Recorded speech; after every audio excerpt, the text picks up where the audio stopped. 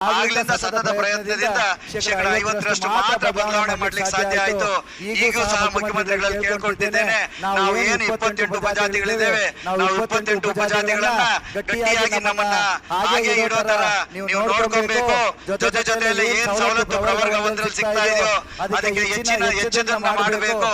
ಮೊನ್ನೆ ಮಾಡುವಂತ ಸಂದರ್ಭದಲ್ಲಿ ಸ್ವಲ್ಪ ವ್ಯತ್ಯಾಸ ಆಗಿದೆ. ಉದಾಹರಣೆಗೆ ನಾನು ನನ್ನ ಹೆಂಡತಿ ಗೊಲ್ಲ ಆದ್ರೆ ನನ್ನ ಮಕ್ಕಳ ಹೆಸರು ಇಬ್ಬರ ಹೆಸರು ಯಾದವ ಅಂಟಿದ್ದೇನೆ. ಯಾದವನ್ನ ಒಂದು ಬಿ ಮಾಡಿ ನಾವು ಗೊಲ್ಲನ ಒಂದು ಎಲ್ಲಿ ಇಟ್ಟಿದ್ದಾರೆ. ಜೊತೆ ಜೊತೆಗೆ ಕೆನಪದರವನ್ನ ಅಳವಡಿಸಬೇಕು ಅಂತ ಬಂದಿದ್ದಾರೆ. ನಿಮಗೆ ಸಂಪೂರ್ಣವಾಗಿ ಅರಿವಿದೆ.